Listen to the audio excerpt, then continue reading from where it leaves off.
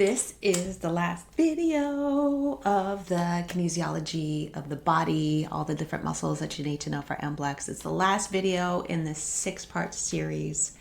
This video is going to be all about the muscles of the leg and foot, going all the way down to the bottom.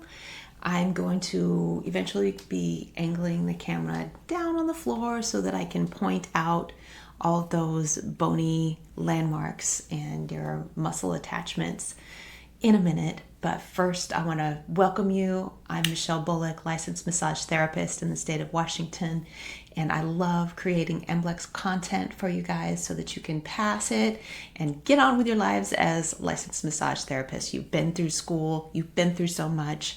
Just get that test over with and done. It really helps to be able to absorb content in as many different ways as possible in addition to your book studies. So I liked to listen to podcasts and listen to videos on my headphones while I was doing my work. I'm kind of an ADHD kind of person, so just sitting and reading books isn't my thing. I like to engage in other activities and listen, and that's kind of just doing it over and over and over again, and then taking action by doing practice tests. That's how I learned.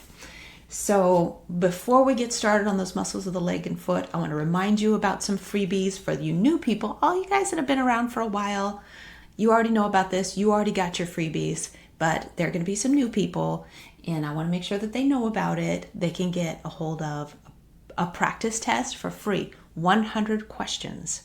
They can print it out, go to a quiet space, take the test for 100 questions, do it in 110 minutes so they can simulate what it would be like to do that test in the allotted time. The test is going to look like this. It's a PDF printout. It's test 1, not test 2. And it's going to have the question and multiple choice answers, just like on the MBLEx. And then at the very end, when you finish the test, you can go through and there are detailed explanations for the answers, so you can check whether or not you got it right and learn as much from what you got wrong as what you got right.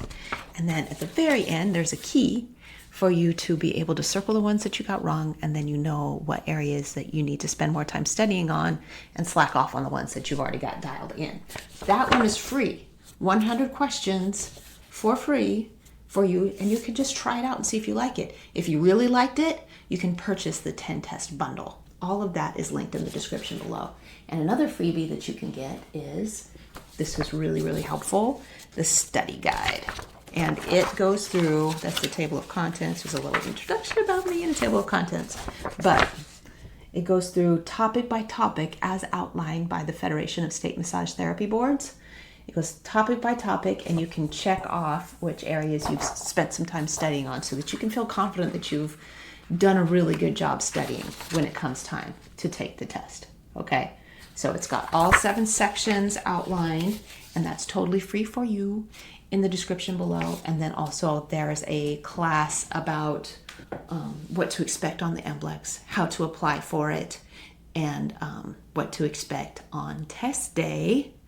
So it goes through step by step about how to do all of that for those of you who are brand new, just gotten started, haven't learned anything about the MBLEx yet because you're still just starting massage school and you want to know, or for those of you who have been out of the loop for a while and forgotten how to apply. All of that is laid out in this little mini course. So all those things are absolutely free for you.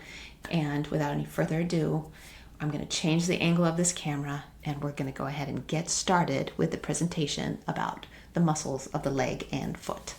Okay, here we are in my massage room. This is what it looks like from this angle. Oh, push that out of the way, that's my linens.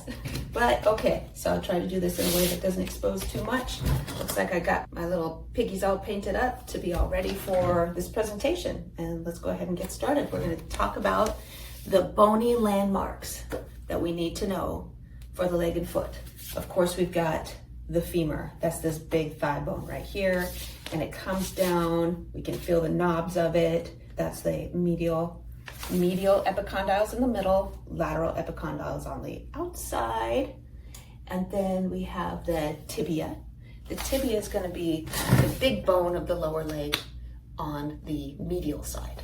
And then the fibula is a tiny little bone that starts, you feel like a little lump just going, there's a big lump, and that would be the femur, head of the femur, and then we're going to go with it. Lateral epicondyle of the femur. And then we're going to go just a little bit lower. We can feel a little bump, and that's going to be the head of the fibula. And then that goes down and attaches to the side of the tibia here. The tibia attaches to the talus down at the bottom. So we have a lump here. That's a malleolus. Let's see if you can see it. This lump right here is the medial malleolus. The lump on the outside is the lateral malleolus. So the lateral malleolus is going to be your fibula. The medial malleolus is going to be your tibia. Okay, so another bony landmark that we need to know is the patella. That's that little slidey bone, the little round bone that goes under that quadriceps tendon. Okay, so that isn't a part of your femur.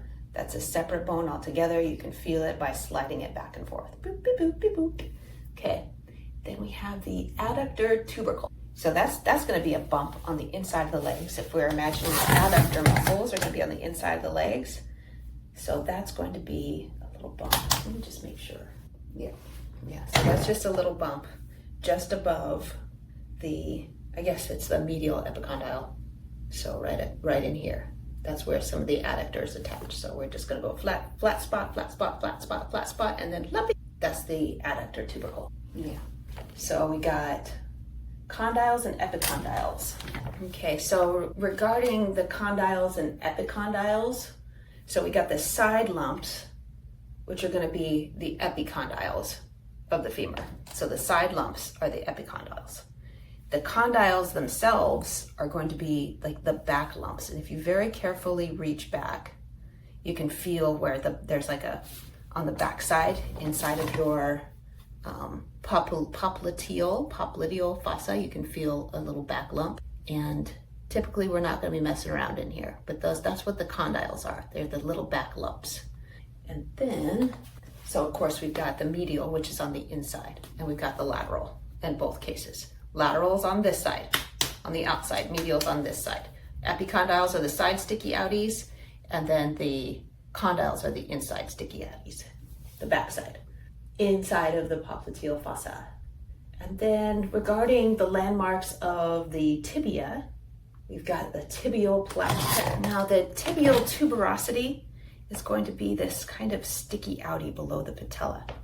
So we've got like a little lump, sticky outie, right on the front.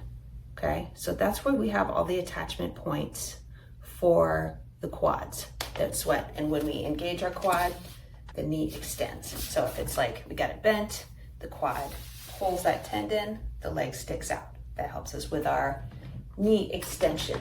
And then the tibial plateau is like, it's the flat part on the very top of the tibia where the femur slides back and forth. And then we've got all of these ligaments that hold it all together, because it seems like they're just kind of like, not really locking together because it's flat. The tibia is flat on top and the femur is like round on top. So we've got all of these ligaments that cross over everywhere, because otherwise they're just kind of floating. That's really interesting. What's really important about the tibial plateau is that it is the load-bearing aspect. So the femur, it's flat and the femur sits on top of it. And that's what holds our weight up when we're standing. Okay, so then we've got the shaft of the tibia, which is the long part of the bone. And we've got the shaft of the fibula, and then there's an interosseous membrane in between the two, deep inside of here. Ooh, that feels good. Okay, and I talked about the medial and lateral malleolus, and now we're going to be talking about the foot bone. So we've got the calcaneus, which is the round bone right here. That's the heel, is the calcaneus. The talus sits on top of the calcaneus muscle, and that's where the tibia and fibula set in on top of the foot, is on that talus bone. Instead of our carpal bones like we have in our hand, we have 5 tarsals in here. So going from lateral to medial, so on the pinky side, we have on the lateral side, we have the 1, 2, 3 cuneiforms, which are 3 small squarish bones. They are, or small rectangular bones. So we have the lateral cuneiform, we have the medial cuneiform, and we have we have the lateral cuneiform, we have the middle cuneiform, and we have the medial cuneiform. And then all the way over at the base of the metatarsal. So you feel for those long tubular bones, right? At the base of that, all the way over on the lateral side, we have the cuboid bone. And then over the top of those medials, at the base of those metatarsals, we have the navicular bone. And then of course we have the metatarsals, which are the same as the metacarpals, the bones that form the inside of the hand.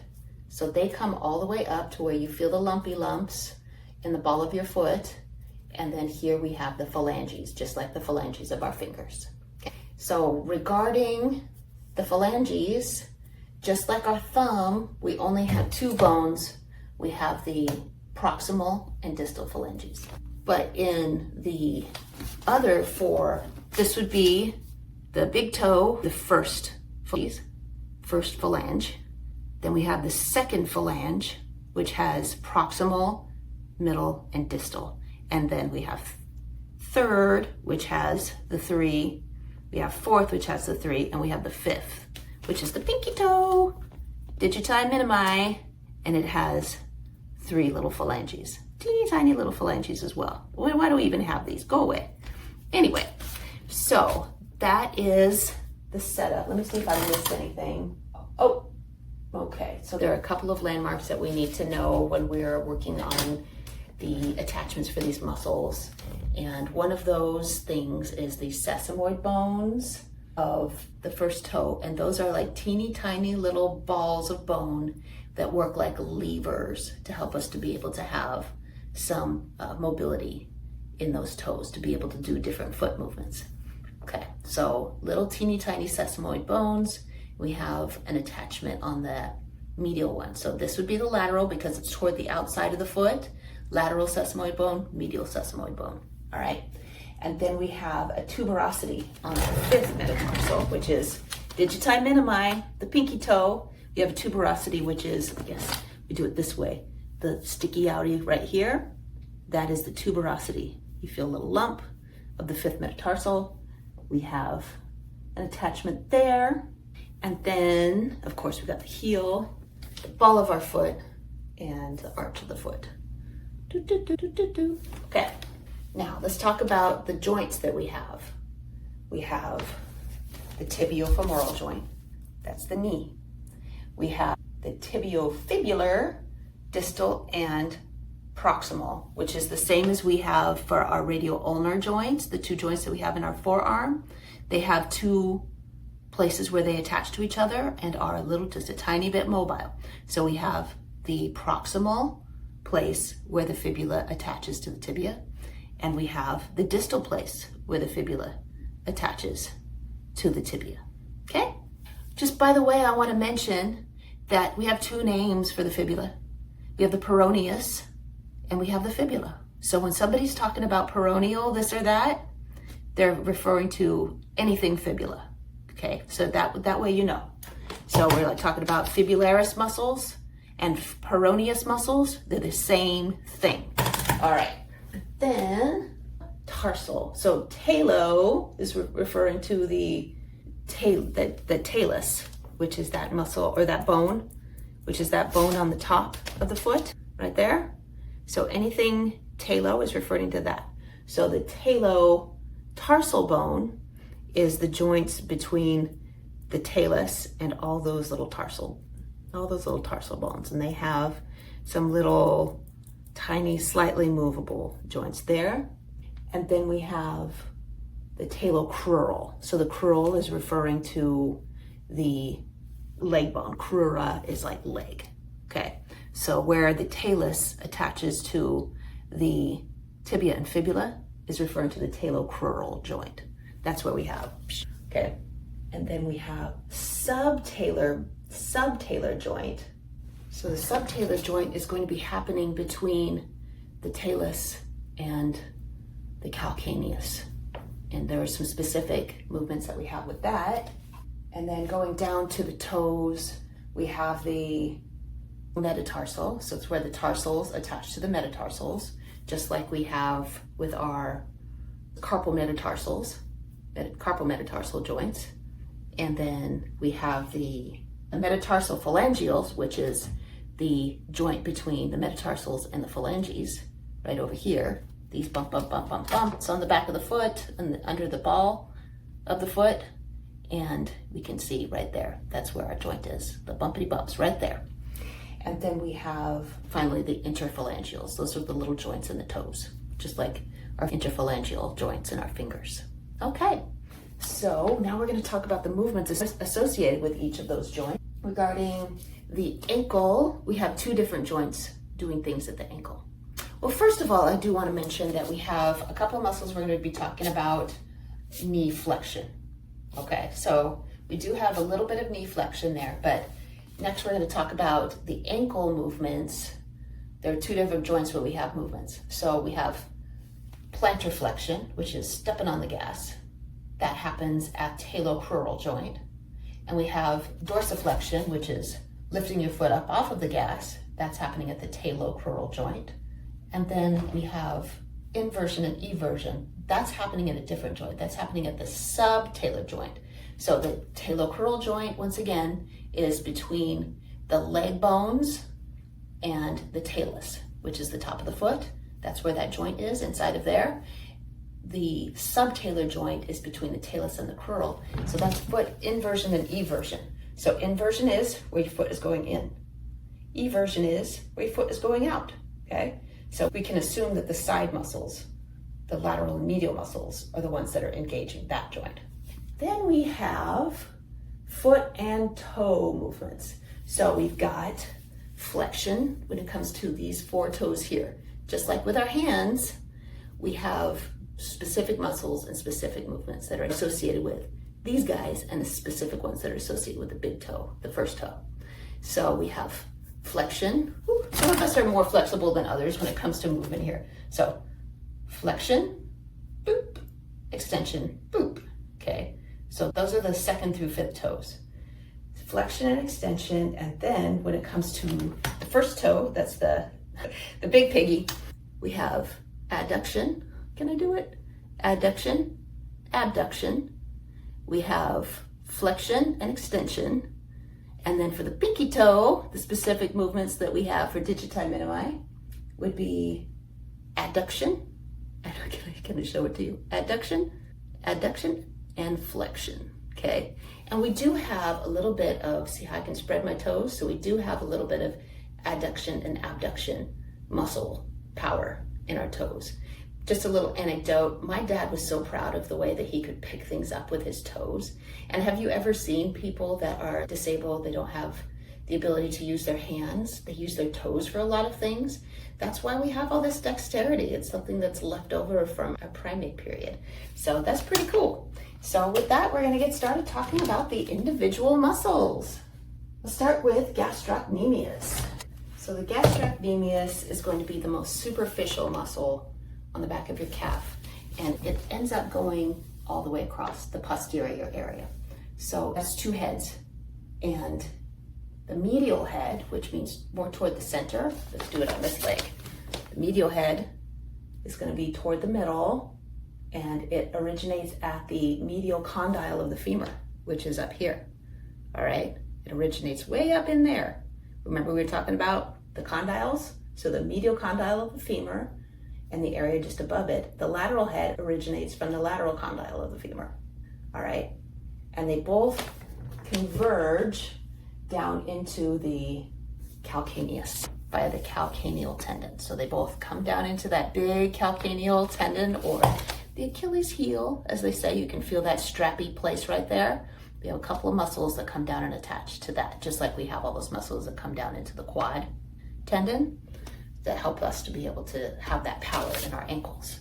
So the actions for the gastroc would be a little bit of flexing the knee because of that attachment at the condyles of the femur.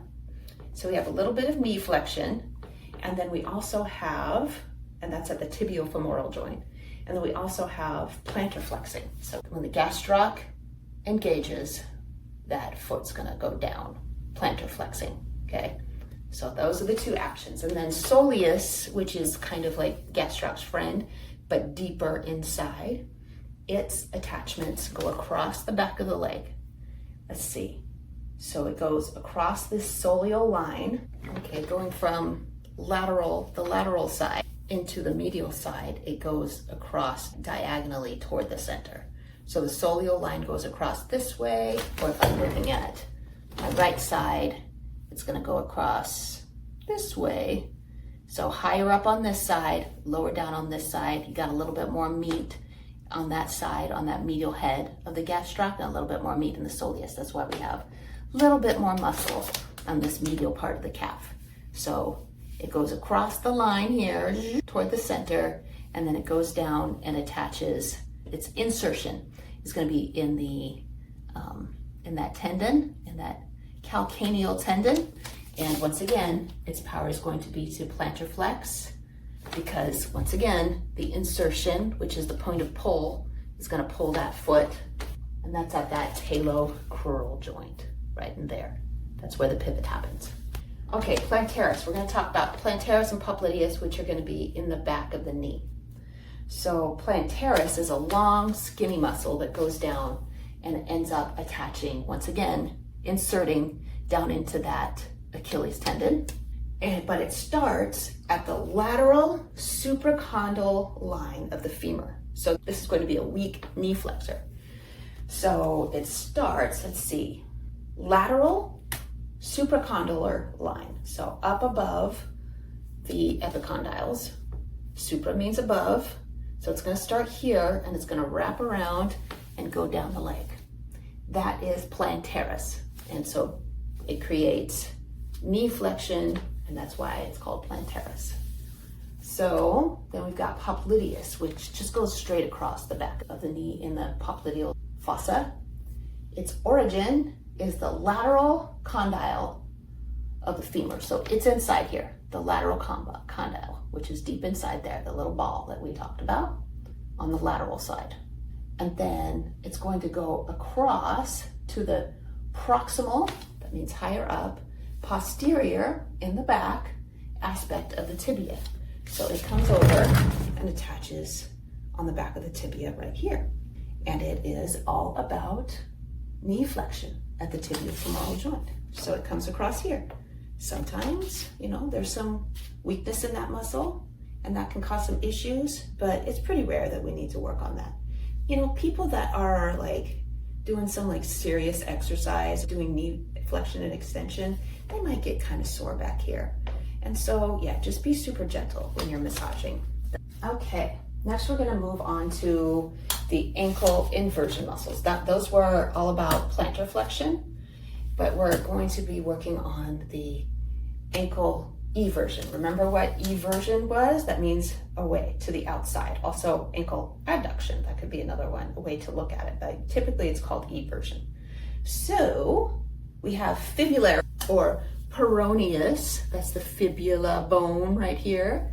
We're going to take these names apart, which will help us be able to memorize where they go, where they are, and what they do. Fibularis, side of the leg. Longus, which means it's extrinsic to the foot. And yeah, that's it, Fibularis Longus. We're also going to just talk briefly about Brevis, Fibularis Brevis, which means that it just has its attachment a little bit farther down the fibula. But both are all about that ankle eversion. First of all, longus starts at the head of the fibula, which is way up here, okay? Head of the fibula, and then it goes down, inserting at the top, proximal 2/3 of the fibula. So it's just about, you measure about 2/3, and that's where its origin is going to be, its most stable part. And then the tendon goes down to the base of the first metatarsal. Remember, the first metatarsal is going to be that big toe, okay? So it goes zoop around to the first metatarsal and the medial cuneiform. So it's going to attach down here, about in the middle of the foot. Goes around, under, and attaches under the foot. And about this area, you figure where the base of that first metatarsal is, and that cuneiform, that's where it's going to be, wrapping around the side, on the lateral side. What does it do? When this is the insertion down here, it's going to pull that foot. Boop. Okay. Same thing with the brevis fibula muscle, except that its insertion is going to be on the lower 2/3, and then it wraps around and it attaches to the tuberosity of that fifth metatarsal, the pinky toe. Remember we were talking about that tuberosity right there? So it attaches here and does the same thing. It supports that eversion. Okay, moving on to talk about the extensors of the ankles and toes. Okay, so extending is when we, extending, that's the same as dorsiflexion, and also the toes. Okay, so we got tibia anterior is that front part. Tibialis anterior starts at the lateral condyle of the tibia. Lateral part of the tibia. So we're going to go tibia, tibia, tibia, tibia. That's that shin bone right there. Tibia, tibia, tibia, tibia. Going to go to the lateral part.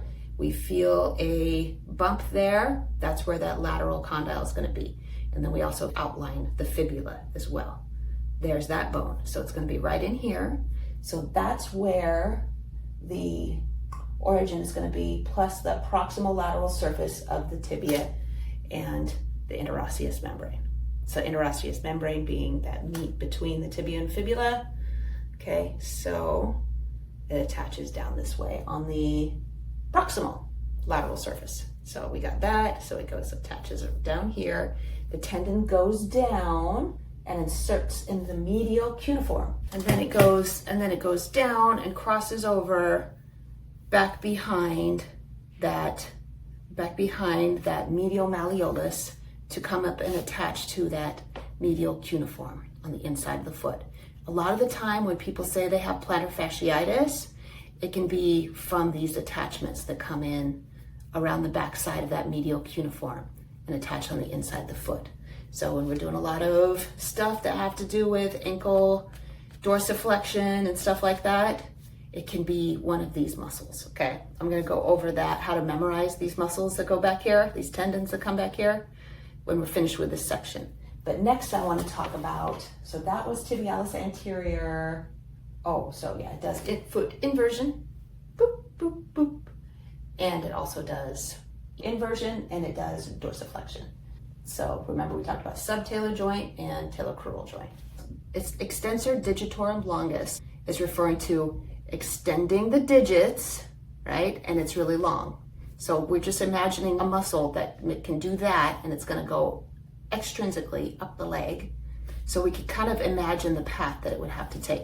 So we're like extending our toes, we can feel the tendon, and we can come up. So originating at that lateral condyle and a little bit on the fibula, we can feel the meat of that shin area, right? So that's that. It comes down and attaches to the middle and distal phalanges to help extend that and also dorsiflex and also evert, not invert, okay? Evert. So just imagine a muscle that goes up the front like that, causes extension. What kind of movements can it do, all right? Then we have Extensor Hallucis Longus, which is extending the big toe. Hallucis is referring to the big toe. Extending the big toe, it's long, that means it goes way up here. So it starts at the middle anterior surface of the fibula, so middle anterior, and the interosseous membrane. So about like that, then it comes down and it attaches to the distal phalanx all the way at the end of the first toe, the big pinky. So it extends the first toe at the metatarsal phalangeal joint and at the interphalangeal joints. It helps to dorsiflex the ankle, and it also helps to invert the foot. Flexors of the ankle and toes would be the tibialis posterior. We had anterior, we're going to talk about the posterior muscles.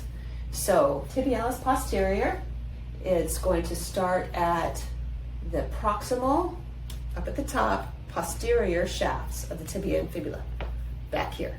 and also the interosseous membrane. So it's way in the back. Oh, oh, oh, oh. I can feel it a little bit if I pop it.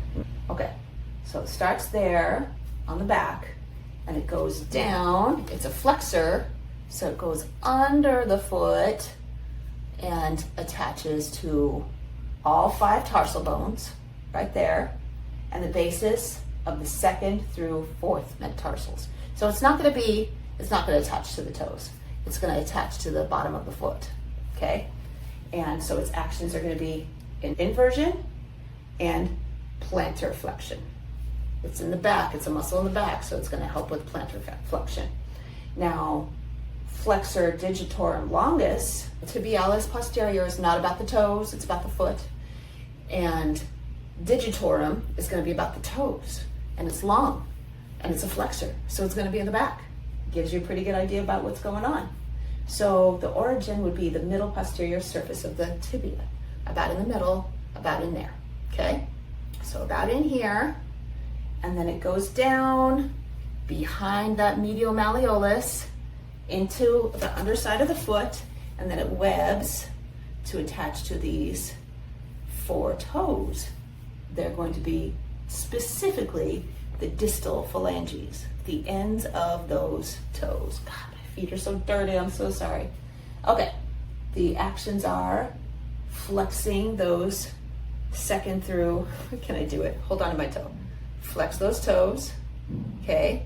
And that's at the metatarsal phalangeal joints right here, and also the interphalangeal joints in the toes.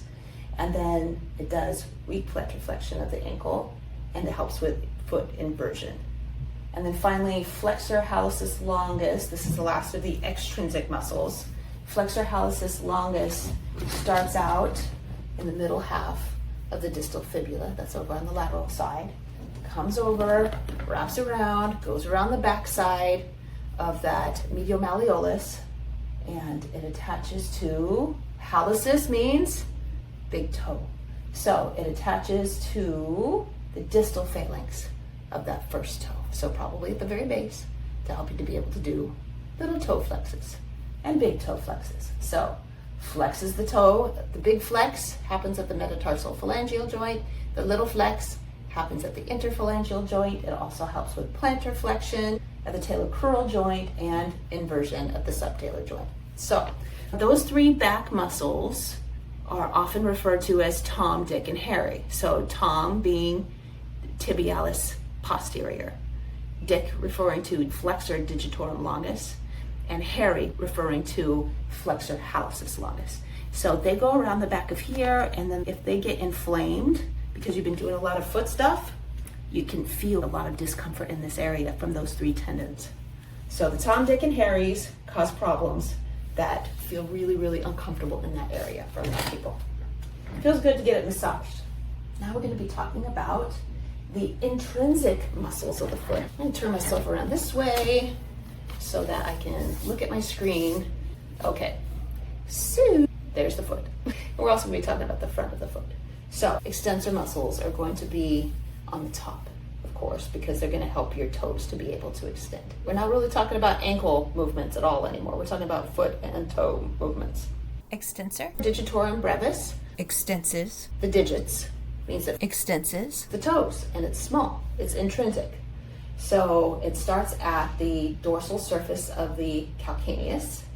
Dorsal meaning the front part, the top part. It starts over here at the calcaneus, and it comes out and it webs out to those 4 toes. And it attaches to those extensor digitoris longus tendons. Extensor digitorum brevis does not have its own insertions by itself to those toes. It inserts to the extensor digitorum longus to help to bring those toes up. Okay. Now, Flexor Digitorum Brevis attaches to the medial process of the calcaneus over here. If you feel discomfort in this area, it could be that origin, and also the plantar aponeurosis. That's that big fascial sheet over the top of the superficial surface of the arch of your foot. Medial process of the calcaneus, plantar aponeurosis, comes down and it actually does do its insertion into the middle phalanges of those second through fifth toes to help with that digital flexion at the interphalangeal joints. Now we're going to talk about some hallucis movements. We have abducting, the big toes going away. So I'm going to hold on to these toes to help me out. Big toes, big toe goes away that way. Some of you may be better at this than me. So it starts at the medial process of the calcaneus back here and the plantar aponeurosis, and it comes up and attaches the proximal phalanx of the first toe, medial surface, and medial sesamoid bone. So we got the medial side of that big toe, and we've got that medial sesamoid bone. So it attaches to those two places and attaches here. So this is the origin, this is the insertion. So it's going to pull that toe apart. Okay. So, and it also helps to flex the toe. So it brings it out and back. Then we have the next big toe mover. We have the Extensor Hallucis Brevis. It did have the Extensor Hallucis Longus, but this is the intrinsic toe extender. And so let's say it's extending the big toe, so it's got to have its positioning at the top, right? Over here, the dorsal surface of the calcaneus is going to be over here. And then we have the proximal phalanx of the first toe, which is over here. That's the proximal phalanx of the first toe.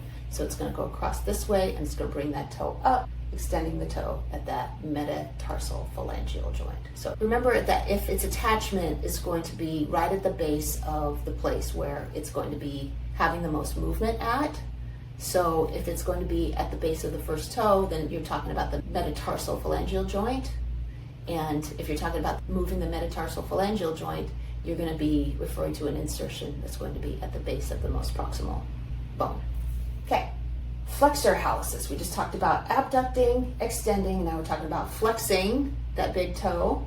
So flexor hallucis brevis is going to start at the plantar surfaces of the cuboid and the lateral cuneiform. This is why it's really important to read this. So plantar surfaces, the bottom surfaces of the cuboid, which is the bone that's most lateral, and then it comes down and attaches to the medial and lateral surfaces of the base of the proximal phalanx of the first toe. So it's all about that metatarsal phalangeal flexion right there. So it attaches to both sides and pulls it backward.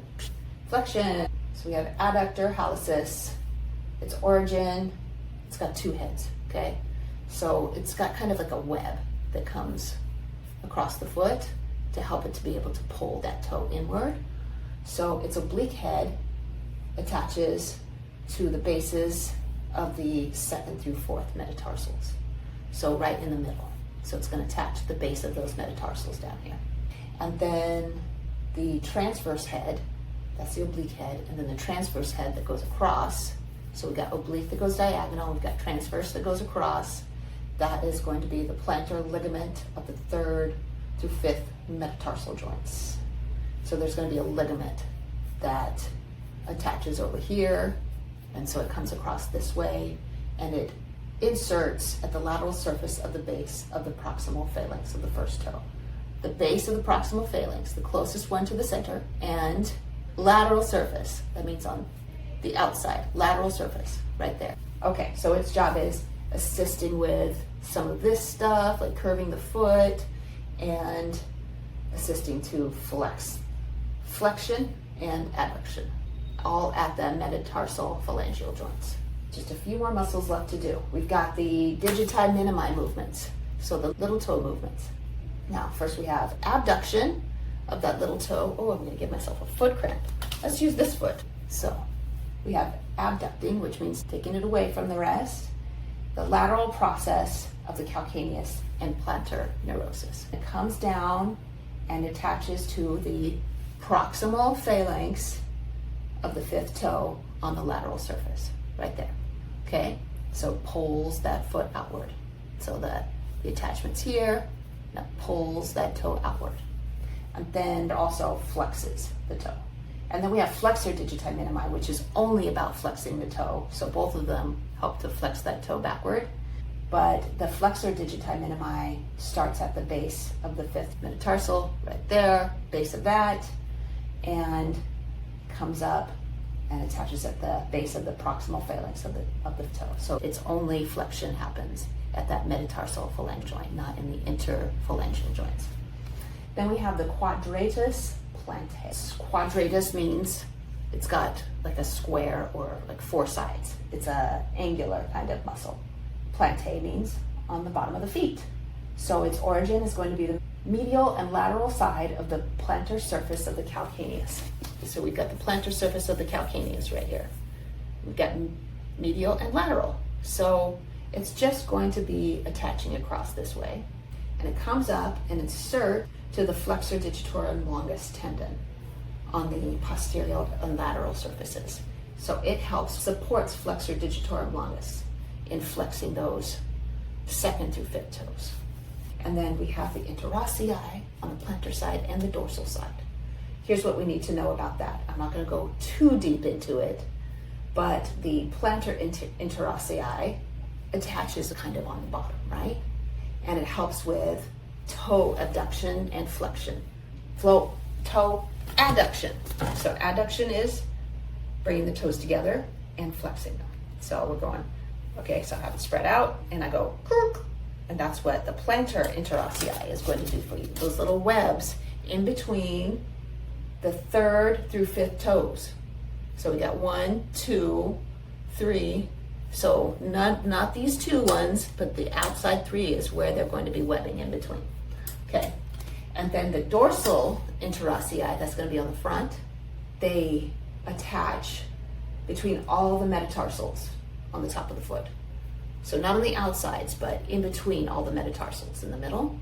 And so there'll be 2 of them inserting to overlap over the second toe. None of them touch the big toe, but there are 2 of them that overlap on the second one, and then there's one that attaches on all the other toes.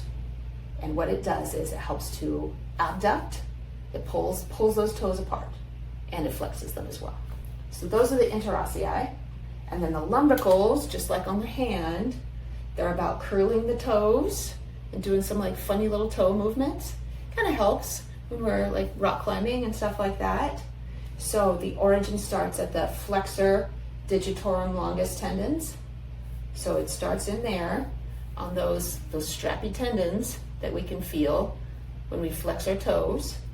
So it starts in there deep inside and it inserts to some of the extender digitorum longus tendons. So it goes through the toes and attaches some of those extensor digitorum longus tendons. On the dorsal side, it goes through those areas, and then it also attaches at the proximal phalanges of the toes for doing lots of weird little toe things. Way bizarre. Okay, we did it. That was wild. Okay, so that was it. I'm so glad that you guys stuck it out through the whole thing. Here we are at the very end. Make sure you subscribe if you loved the way that I presented this information and you want to tune into me some more to get ready for your MBLEx. And also like the video. That really helps to get the word out about this information. And make sure and get your freebies. And I will see you in future videos. Now that I'm done with these 6, I'm moving on to anatomy and physiology. I'll see y'all then. Toodaloo.